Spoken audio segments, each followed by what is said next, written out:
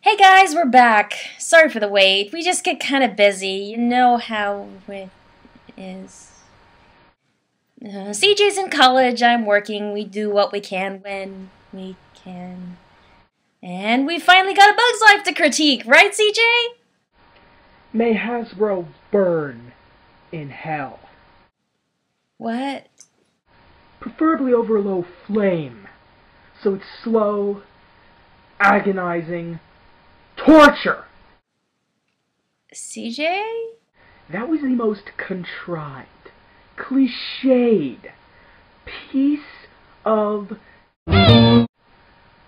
that I've ever seen in a very well done, put together show. They did it, didn't they? Yes. Yes, they did it. They did more than that. They did so much more than that. Well, maybe it's not so bad. I mean, they at least developed it in the episode and gave us something satisfactory, right?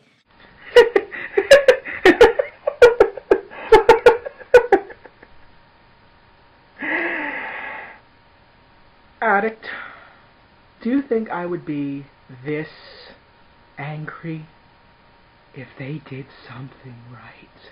Aw, crap. Bug's Life is on hold once again. This is my Enchanted, so buckle up. A couple years back, the words My Little Pony were absolutely everywhere, and as a member of DeviantArt, of course, my inbox got flooded with ponies. I had no idea why they were such a phenomenon. I mean, usually people made fun of little girls' shows by throwing around the title My Little Pony. But when a good friend of mine got into it, I figured, I'll just see what the fuss is all about. Which, by the way, are famous last words most bronies and Pegasisters utter before full conversion. I started watching episodes and I couldn't stop. I still can't fully explain it, especially considering how I usually watch things like Fringe and Elfin Lied. You know, the opposite of My Little Pony. But the animation was nice and I liked the story it told, and it got some good laughs in the right way, so I started watching it, then I happened to mention it to CJ. Well, I had the typical response. I thought it was a girl's show, it wouldn't really appeal to me, it'd be too cheesy, something like that. I never really watched or really cared about My Little Pony before in the first place, but then I saw the show, and as the episodes went on, you could see the effort they put into their product. The animation was beautiful. The writing was hit and miss at times, but most of the times it hit. They knew what they were doing in terms of a series. They progressed very well, and a lot of the episodes I really enjoyed. And then this! Well, I guess let's get this over with. We start off this magical adventure with an opening that would even make Barbies cringe. Morning in Ponyville shimmer. Really? I was just hoping maybe My Little Pony pulled the most epic thing possible. How? They caught them all the sparkly vampires they could hustle and ground them up to paint the scenery. No, I wish. This is a Morning in Ponyville shine. song number. There goes the baker with his tray, like always. The same old bread and rolls to sell. Oh. Yeah, this is my least favorite part of almost any My Little Pony episode. As far as I can tell, they're about 50-50 for getting good songs. They have some amazing ones. No, I do not love the groom. In my heart there is no room. Bouncy, bouncy, what we gonna do? Got a pulley on our tail, got a high, we gotta fail. Well, you've got opportunity in this very community. He's Clem, we're the welfare Slim and Brothers. And they have... In the trees and the cute little bunnies. You gotta share, you gotta care. It's the right thing to do. My big brother, best friend forever. Yeah. And are you ready for this? What? This whole episode is a musical. What? There are 7 7 songs in this one episode.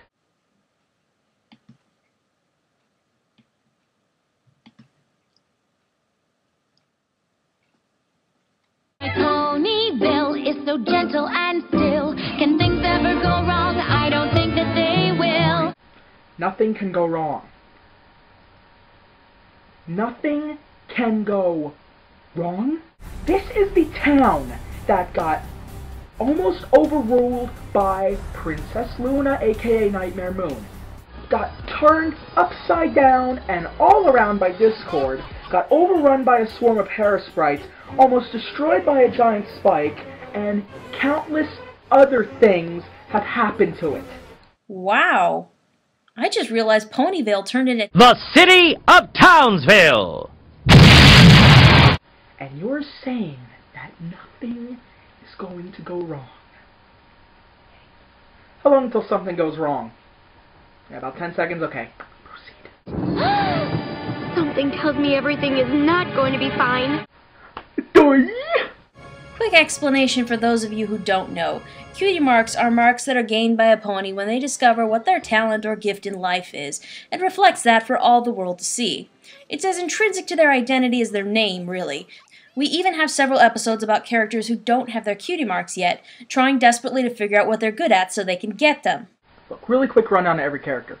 Twilight, leader. Bookworm, antisocial, now is social, has friends. Pinkie Pie, comic relief, very funny. Applejack, Texas stereotype, very funny, likes apples, Apple Farm. Rarity, fashion designer, kind of snobby, elements of generosity for some reason. Rainbow Dash, the brash one. Fluttershy, name explains herself. So, Twilight comes to find that every pony's, can't believe I just said that, cutie mark, is suddenly switched. And they're screwing up the job that they're giving. But totally convinced that they've always done it, and they're gonna sing about it. Yeah, get used to it. 5 more to go. It's got to be my destiny. My destiny. And it's what my cutie mark. It's what my cutie mark. Yes, it's what my cutie mark is telling me. Are you overworked? Your job not working out? Stressed on your job? Overworked? Underpaid? Trying to find sense in life? Thinking that maybe there's something more for you? Well, too bad, because the tattoo on your ass is telling you what you have to do for the rest of your life. Equestria. Whether you like it or you're screwed. So Twilight goes back to figure out what happened when... Last night when you were taking one of your 7-hour bubble baths, I got a special delivery from the princess. A flashback. Yep. So in a super rushed flashback, we find out Celestia has sent Twilight Star Swirl the Bearded's great unfinished spell in hopes that she will complete it. So how did all of this happen? How did all of this come about? What power could have made all of the cutie marks switch, cause so much destruction, so much mayhem, so much depression and anger in everyone? One line of a spell book! I cast the spell so I could find out what it was. She didn't cast a spell. She read it out loud. This is what casting a spell looks like for her. She didn't cast anything. Too bad. It's one episode, 22 minutes. We gotta rush it. Come on, go! Rush, rush, rush! Rush! Oh, and hey, if you think this is bad, it's been about, what, 2 minutes since we were singing? How about we have another song? Legitimate movie musicals do not have songs slammed together this close. I have to find a way to make this all okay. I actually like this song, but the problem with this episode is there's 7 songs in a 22-minute span, which means some songs are going to be shorter than others and not have any potential. And that's what this one is, the potential for a really good depressing mood song. It sets a tone. The only problem is it only sets it for 40 seconds. You'll figure out a way to fix this. These are your friends. You're right, Spike. Gee, that was fast. My friends. Bipolar much? And Even better, let's find a solution after 30 seconds after our 180 mode swing. No! CJ! Nobody could survive this kind of extreme whiplash!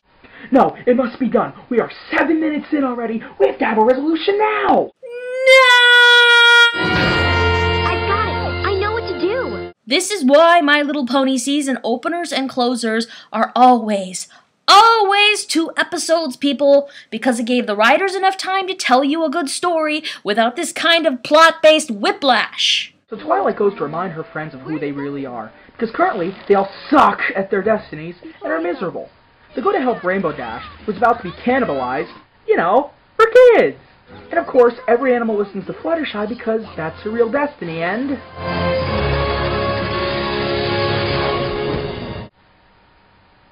This happens every time, doesn't it?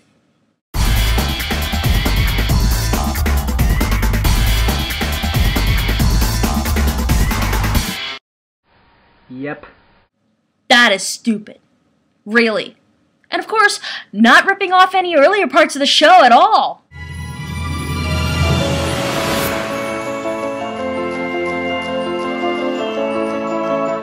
No, not at all. Hey, we need to get through our ponies. Let's sing! No, you can't make me. You cannot make me, no!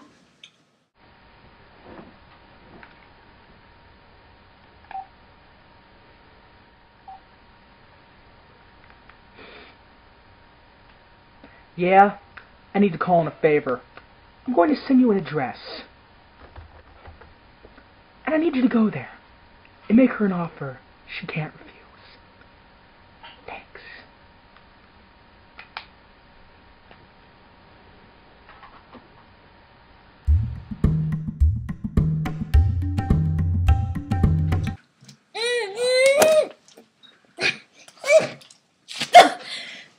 Since when do you have mob ties?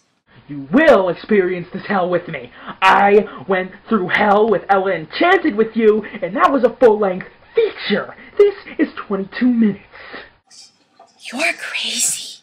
True friend helps a friend in need to see the light that shines from a true friend. Hello? So tell me, do you know they're true friends? Are they true friends? If you don't know, they sing this chorus about 12 more times. Just to let you know how truly good friends they really are. And don't worry, just in case you forgot, I'll say it again for you. It's not like they built up 3 seasons of them being true friends. I mean, they need to sing a song about it.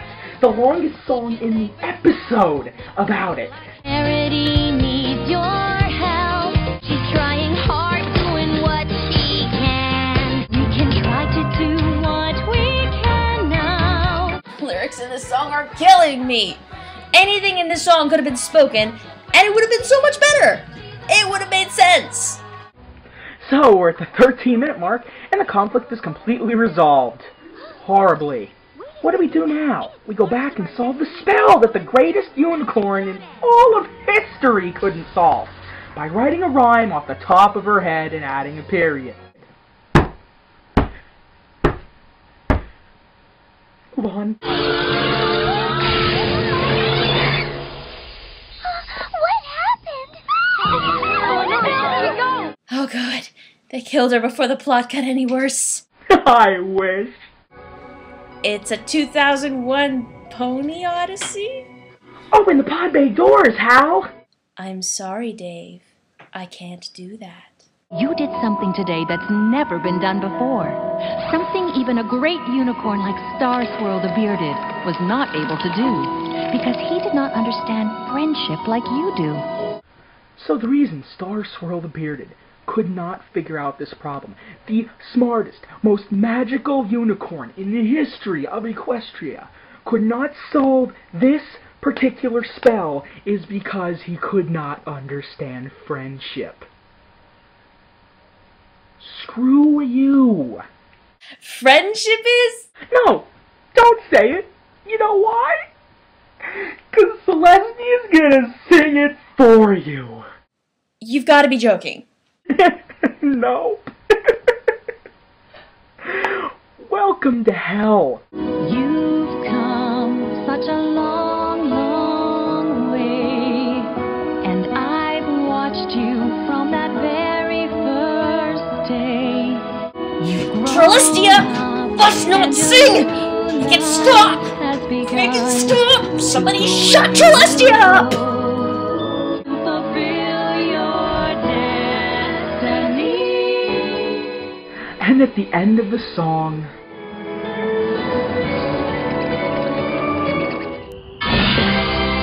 Why would you draw that? so she's back with her friends. What's going to be their reaction to Alicorn Twilight? I'm sure after how this episode's gone, they're going to be smart and well thought out. I've never seen anything like it.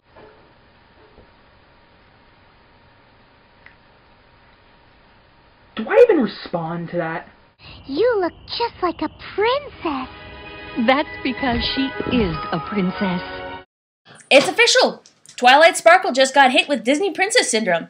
If you're not already a princess, you will be by the end of the movie or show. But not your friends, just you. But we're all your students now, too. You are an inspiration to us all, Twilight. Just continue. There's going to be plenty of rage later. Just continue. But today, Twilight Sparkle did something extraordinary. She created new magic, She finished a spell.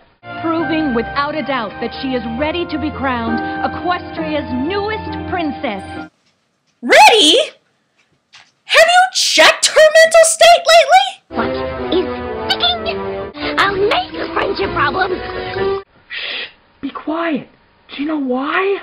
Why? They gotta sing about it! No! The Princess Twilight cometh. Behold, behold. Today, I consider myself the luckiest pony in Equestria. You're going to quote that. I'm going to be honest. That's horrible. In My Little Pony, the letters at the end of the episode were at least put effort into. They explained the lesson. They explained what happened. They didn't just take a line from a famous speech and just paste it into the dialogue. And the worst part about that is, that's a quote from a retirement speech. Not a coronation, a retirement speech. Of a baseball player, dying of a horrible disease, I might add. The quote is completely out of place. Think! Yes, everything's gonna be just fine. This completely undermines the message of the entire series. I may have freaked out this entire review, but this is just horrible. My Little Pony was built on the basis of unity, equality, that together anything is possible. What you just did was turn Twilight into a princess and not only put her on a pedestal, but make her more powerful than her friends, make her worshipped by everyone, and pretty much turn her into, I'm just gonna say it, a Mary Sue. What did you say? Go ahead, try and argue with me. Anyone, look at the definition of a Mary Sue, and look at what they did to Twilight Sparkle, and tell me I'm wrong.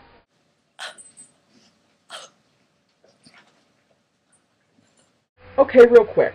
I just want to stress something because I've been really angry through this entire review, and for good reason. But I want to pointedly say that I do not hate Alicorn Twilight Sparkle. What I hate is the direction they went with it. See, an Alicorn is one thing. Becoming a princess out of nowhere is another.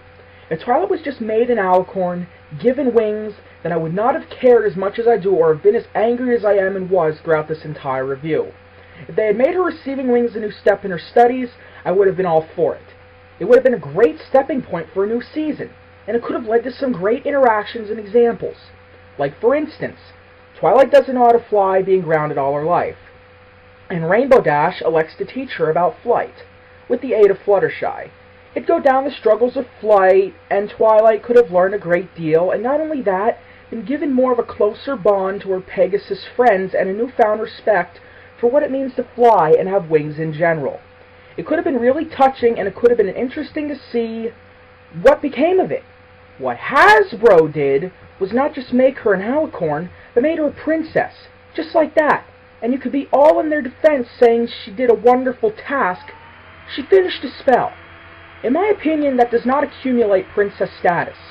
Sure, you can say she's done other things. She has. But she was never given the honor before then. Defeating Luna? No. Defeating Discord? No. Helping to save the Crystal Empire? No. Getting an Ursa Minor to stop attacking the town? Stopping Trixie from destroying Ponyville? Getting rid of all the duplicated Pinkie Pies? No, no, and no. Doing what she did does not, in my honest opinion, grant her the final straw, if you will, in reaching royal status. It just doesn't. And even worse yet, to add how bad it is, aside from the princessing, aside from pretty much making her a god for all the ponies to worship, destroying the equality of the show was built around, which I'll get to later, they made Twilight automatically able to fly. I mean, really? She's never had wings in her life, and yet in one day as an alicorn, maybe not even that, she is able to just fly? That doesn't happen. It takes skill. It takes practice. Even creatures with wings need to learn how to fly, let alone someone who's lived their life without them. You can say it's because she's a princess now, but that's completely stupid logic, just like everything else that was in this episode. But that's not the worst thing about it. In giving her the automatic ability to fly, you completely miss out on the opportunity I mentioned earlier, with her learning to fly with her friends. Remember those, Hasbro? And you could say that maybe they'll still do the episodes, but the thing is, then they would make no sense. Why? Because the continuity is ruined from her flying into our faces at the end of the episode. And because of that, it is no longer believable that she needs lessons or help, completely ruining a good story idea in itself, on top of the countless other things wrong, but I'll get to that later. I waited. I really did. I waited to say anything. I waited to base my opinion on the episode, on how they went with it. I did. I did not rant. I did not get mad until the credits rolled on the screen, because that's how much respect I have for the show. I was waiting for Twilight to say she didn't accept the honor graciously because she didn't want to be above her friends and wanted to remain in Ponyville and learn to grow with her new life and her friends. But it didn't happen. I waited every last minute for something good to happen in this episode, and it didn't. The characters didn't act like they normally would. It was so rushed you couldn't think straight, and the songs didn't add anything to the story as they normally would because they were so forced and shoved in they barely had any identities themselves. It was just bad timing and bad decision-making all around. It was everything wrong from a story standpoint, from a plot standpoint, from a character standpoint, for a future standpoint, and most of all from a writing standpoint. And with that, Attic, take it away. See, for me, I could let the whole Alicorn Twilight thing go. I really could, if it was done right. I might be interested to see where this might go, but the whole setup for this was crap. The turnarounds were too fast, the songs were jammed together tighter than the books on my shelf. The whys and wherefores were all contrived. Every last thing about this was contrived and poorly written. That's my pet peeve, is poor writing, and this was horrific. See, I opened myself up to the show because it wasn't being controlled by an industry, and it was doing things that were outside of the box. Its animation, its effects, they were beautiful, and while not all of the stories worked, you could tell they were trying. This is contrived. In 22 minutes, people, they completely destroyed what 3 seasons of work were leading up to. And you know why? Do you know why they made Twilight and Alicorn? Toys. That's the reason. That's the only reason. Hasbro wanted a toy line of Alicorn Twilights, so they came in and completely destroyed what the writers were trying to create. It was out of their control. And that's why this episode exists. It's not because of the writers. It's because of this.